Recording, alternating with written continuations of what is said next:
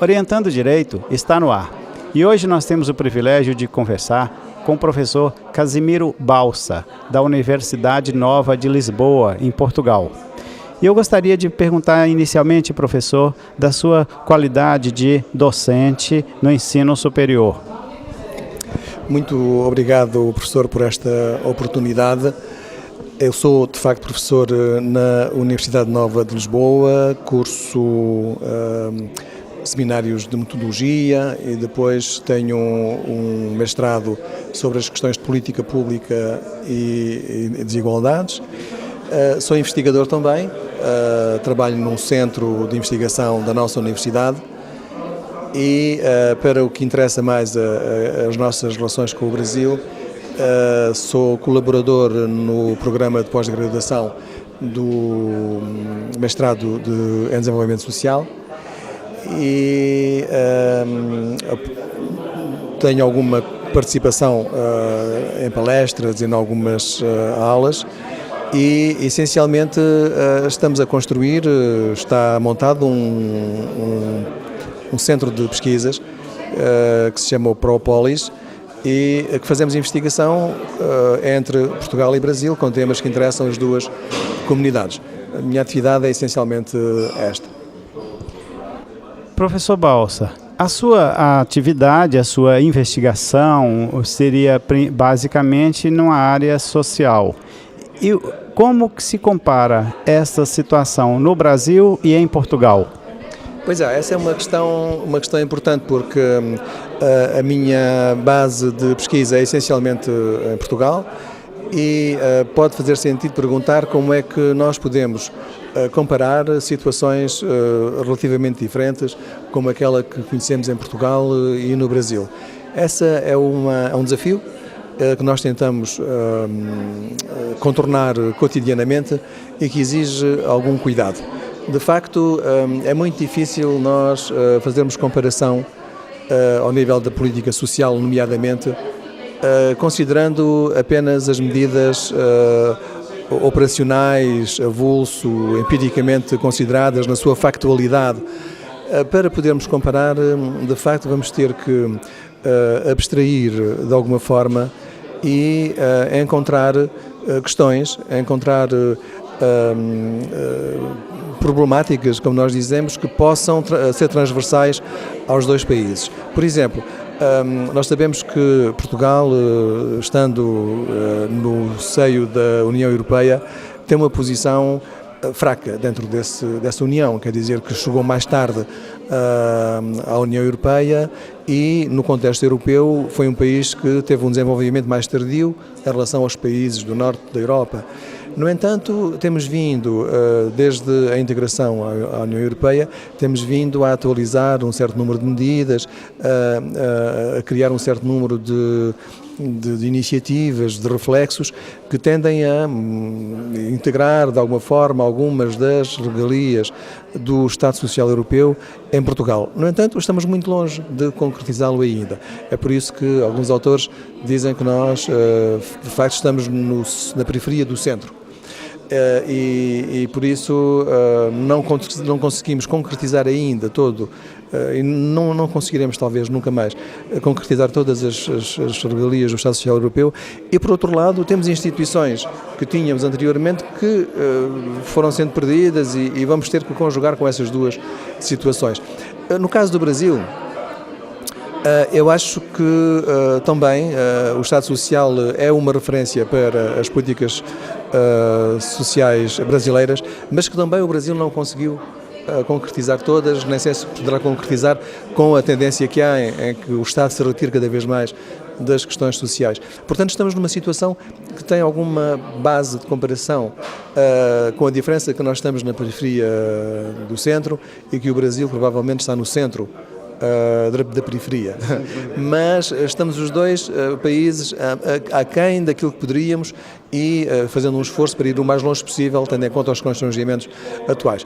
Esta é por exemplo, uma base que já permite alguma comparação. Por outro lado, temos que conseguir encontrar vetores questões que sejam as mesmas. Temos que enquadrar as nossas políticas nacionais num contexto mais amplo que permita que nós definamos questões em comum. No fundo, essa é a base da metodologia comparativa, é que nós consigamos formular questões que interessem os dois países e que possam receber questões diferentes, respostas diferentes, mas que possam, de qualquer forma, informar uma problemática comum, para nos ajudar a construir melhor as nossas posições e os conhecimentos que temos sobre as situações. E é isso que estamos a tentar fazer. Temos entre a nossa universidade e aqui a Universidade de Unimontes, temos programas de pesquisa em comum, sobre, nomeadamente, questões sociais, medidas sociais, redes sociais, renda, diferentes tipos de rendas, bolsa, família, por aí, e é nesta base de comparação que nós estamos a trabalhar. Professor Balsa, você disse uma situação interessante, que há o centro da periferia e, às vezes, se está na periferia do centro. Neste caso, nós vamos fazer uma pergunta. E a evolução das medidas sociais? Pois é, a questão em que nós estamos é que nós pensámos a um certo momento, na Europa pelo menos, que seria possível alargar os benefícios do Estado Social Europeu a todas as populações. E, de facto, desde há uns 20 anos que nós percebemos que não seria possível, na medida em que as novas orientações mais de obediência neoliberal propõem uma retirada do Estado e, ao mesmo tempo, uma responsabilização cada vez maior da sociedade civil, particularmente das pessoas que estão mais envolvidas nas questões e nos problemas. Portanto, a ideia é que o Estado já assumiu o que tinha que assumir, que neste momento não há recursos, e sobretudo com a situação de crise que vivemos, não há recursos para poder ir mais longe e que a responsabilidade da solução dos problemas tem que ser assegurada pela sociedade civil, a empresa, de onde, por exemplo, todas as noções de responsabilidade social das empresas, mas também pelos próprios beneficiários potenciais das medidas. Por exemplo, nesse sentido, percebe-se que há uma orientação para que as medidas não sejam mais dadas sem contrapartidas. Quer dizer que as pessoas têm que, ao mesmo tempo que recebem medidas, recebe algum benefício, tem que se comprometer a fazer algo, a concretizar um contrato de prestação, no fundo, que é uma compensação, digamos, a sua parte, digamos, na solução do problema. Enviar as crianças à escola, enfim. Digamos que é uma política mais ativa e esta é uma orientação das novas gerações de políticas, é este comprometimento que elas exigem das pessoas que estão implicadas nas soluções. Eu não sei se nós vamos, com estas situações, estas tendências, vamos resolver as questões, porque a questão é que nós estamos a solicitar muitas pessoas no sentido delas integrarem um modelo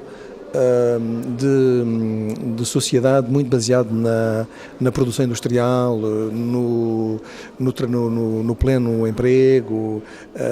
E o que acontece é que, aparentemente, a evolução das sociedades vai no sentido de tornar pouco viável esse modelo. A desindustrialização, pelo menos nos países europeus, faz-se muito. Estamos num momento em que o acesso ao mercado de trabalho não parece ser possível para as populações que deles foram excluídas e, portanto, não é muito razoável pensar que uma solicitação para que as pessoas integrem o antigo mercado de trabalho seja viável. E o que acontece então é que há uma solicitação, uma pressão muito grande para que as pessoas integrem esse mercado de trabalho, sabendo-se que elas não vão poder fazê-lo, e cria-se uma situação dúbia, ambígua, entre uma expectativa que não consegue ser superada e uma situação de facto que se vai arrastando e vai, de alguma forma, pesando sobre o ânimo das pessoas, as suas representações, e estamos num impasse que me parece bastante significativo. No caso do Brasil, eu penso que a situação é um pouco diferente, porque há uma pujança económica maior. O Brasil faz parte de uma das grandes potências industriais do mundo e, como país emergente que é, e, portanto, o mercado de trabalho está ainda certamente muito aberto a novas populações. No entanto, pode-se colocar a questão se uma grande parte das pessoas que são neste momento fora do mercado de trabalho, se elas poderão alguma vez juntar-se a esse mercado, porque as populações são muito significativas em número, têm práticas culturais e situações em relação ao mercado que não se adequam e depois o mercado não poderia absorvê-las todas e, portanto, poderemos perguntar-nos como é que as medidas sociais que são tomadas permitem, ou, hipótese positiva, otimista, permitir que essas pessoas se reconvertam e reconvertam as suas vidas de forma a aderirem a um mercado de trabalho, a um modelo de produção que era um modelo anterior e, portanto, integrar a normalidade esperada no modelo antigo, ou, hipótese pessimista, em que medida essas pessoas, não podendo integrar esses mercados, continuarão em modelos alternativos sem que tenham, de facto, um reconhecimento desses modelos. Esses modelos não são reconhecidos, continuarão a ser marginais, desvalorizados.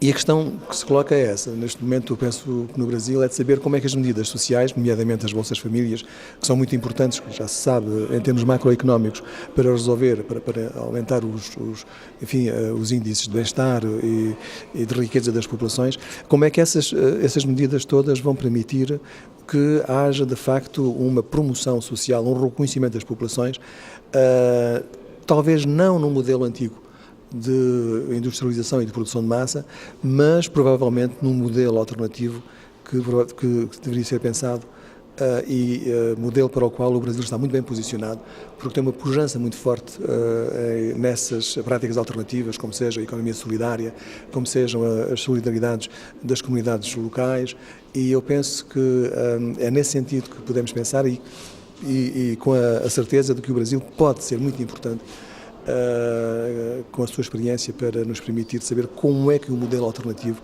ao modelo de produção antigo poderia ser viável e permitir que essas populações fossem de facto reconhecidas e valorizadas naquilo que elas são. Orientando o direito, teve o privilégio de conversar com o professor Casimiro Balsa, da Universidade Nova de Lisboa. Todo o nosso agradecimento ao simpático professor e pedimos ao nosso telespectador que nos espere, porque amanhã, em Querendo Deus, apresentaremos um novo programa. Muito obrigado.